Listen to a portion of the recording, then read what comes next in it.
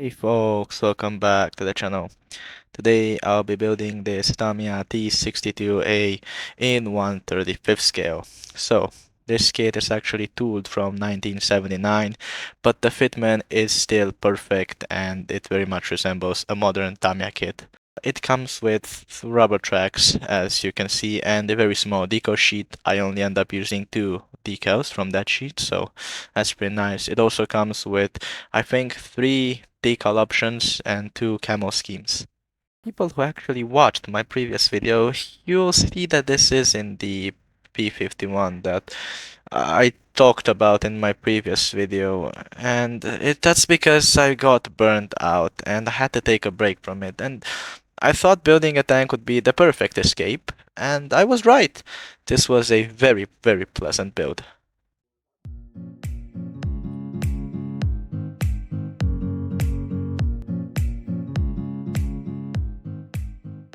I've heard people talking about how much they like building the actual wheels of the tanks or how relaxing it is, but I just think it's a hassle to put together so many wheels and then to sand them and I don't really like building wheels. That's probably my least favorite part about building any tank scale model kit, and fortunately this one doesn't really have that many.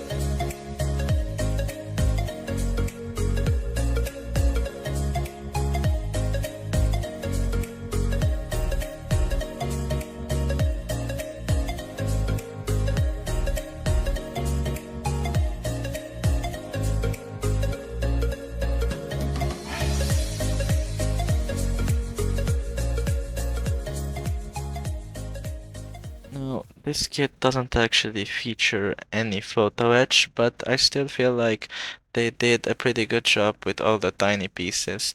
And I feel like this piece right here, the grill, I think, could have been a photo etch piece, but the detail on it is still very good, even though it's made out of plastic.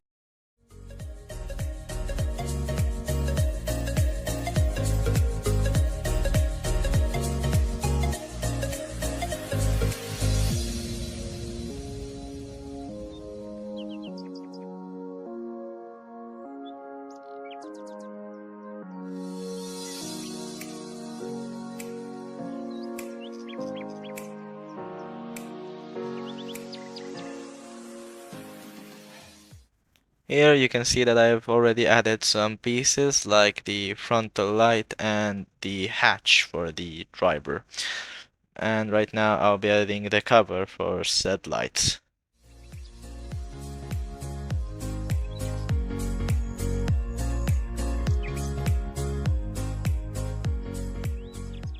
To keep this video somewhat interesting, I'll talk about the T-62 and its specifications. So, the tank weighs 37 tons. It has a V55 12-cylinder liquid-cooled diesel engine with a top speed of around 50 kilometers per hour.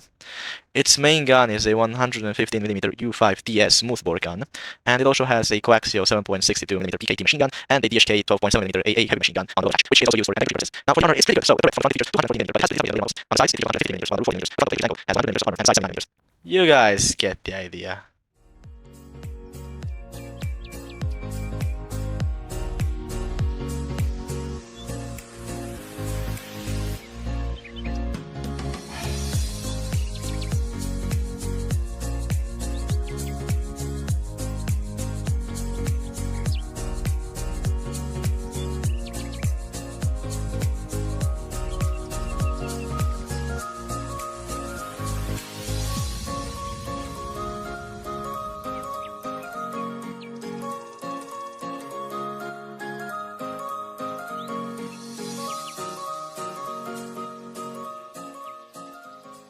The first thing that I'll be tackling is the DHK machine gun, and this goes together in a couple of pieces.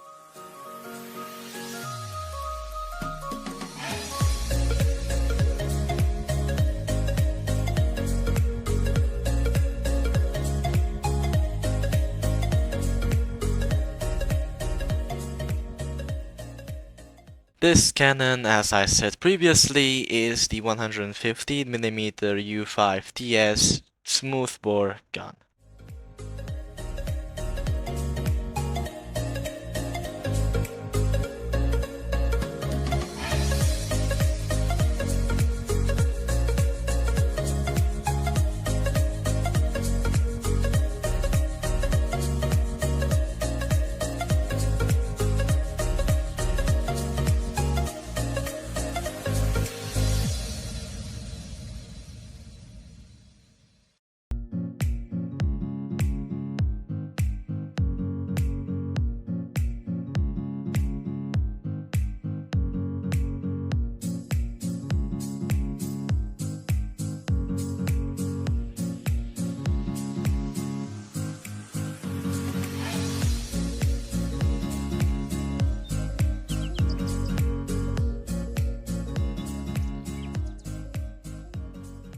After adding even more detail to the turret, I've decided to finally add the gun, and interestingly enough, the kit doesn't actually have a hole for the coaxial machine gun, so it kinda looks like it doesn't have one, even though it should have one. Now, moving on to the texturing, I'm actually using some Tamiya putty and Rivel glue. I'm mixing it together, and then I'm using an old and beaten brush to apply it to the model.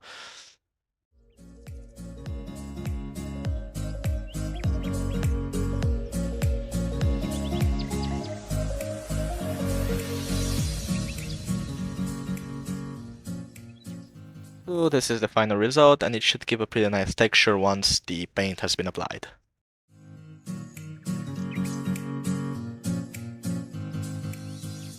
On ahead and apply the same mixture to the hull and the areas where I think the armor would be thicker and it would have that cast armor texture. To prime the model, I'll actually be using Tamiya XF1 flat black straight from the bottle with some Tamiya thinner for acrylic colors, which is the X20A thinner.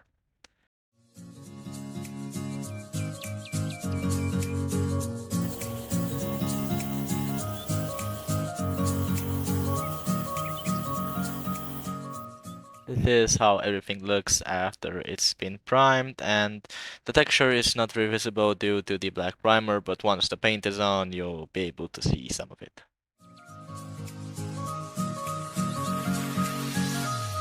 Now for the actual painting, I'll be using this Atom Russian Green, which I apply thinly and in very random patterns to create some shading on the tank. I got this, I believe, from an iShip video, and I think I did a pretty decent job in shading the actual tank, although this is my first attempt at doing something like this.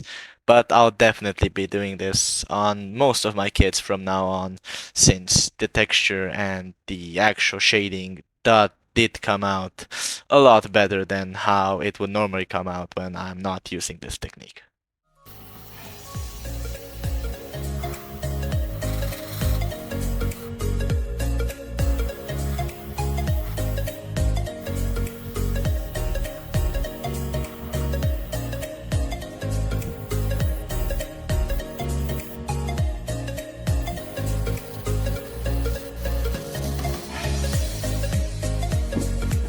I'll be doing the same thing to the hull.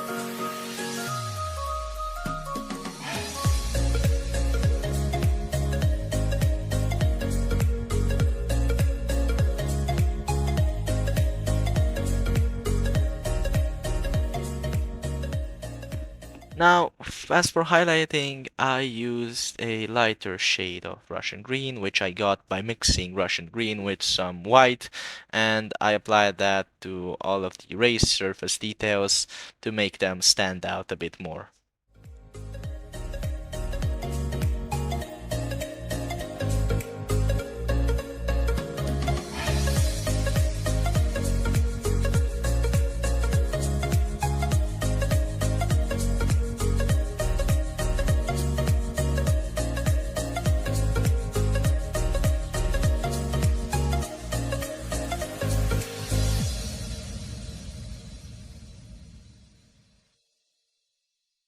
I actually paint the machine gun in a silver color, but I realized my mistake since some of its parts had to be Russian green, so I'll go back later and fix that.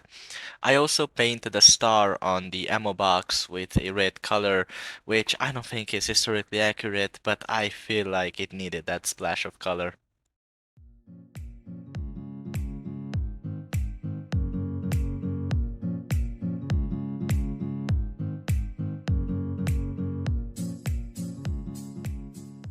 After all is said and done, I go ahead and give the whole model a clear coat of the Umbro matte varnish.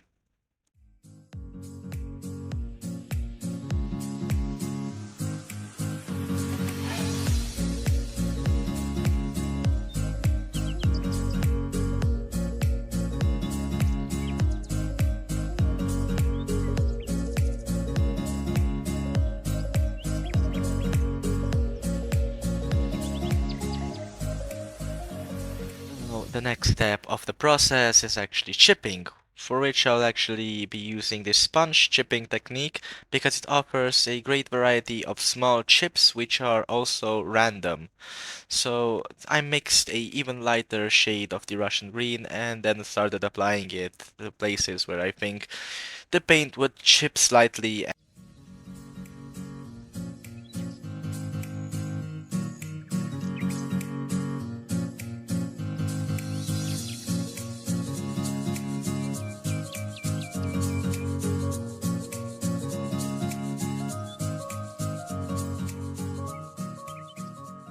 Decals that you're seeing right now are the only decals that I actually use for this kit, and one goes on each side of the turret.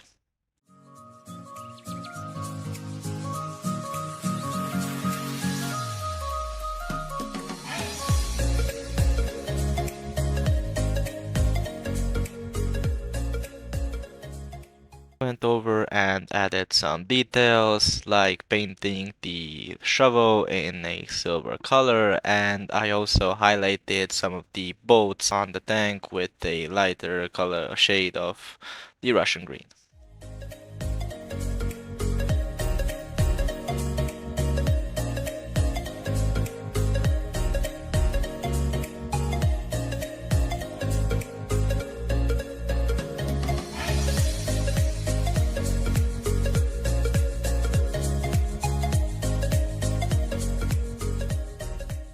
I did not apply this wash directly over the paint because I applied another layer of the matte varnish to seal everything in. Although I think I did not let it dry enough because the paint did chip in some places, or something happened in the process when I actually sprayed the matte varnish.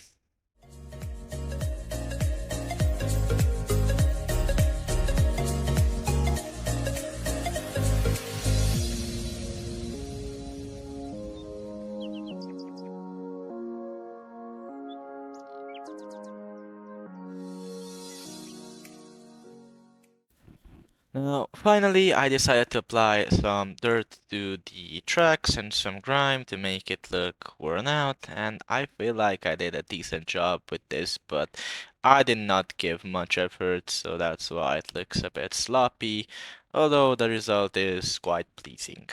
And I've also painted the figure which comes with this kit, and yeah, the kit is basically done, so soon enough, we'll be going to the final images. I hope you all enjoy this video, even though it's not the P51, but that will be out, well, I don't know when it'll be out. It'll be out eventually. And I hope you guys have a great day.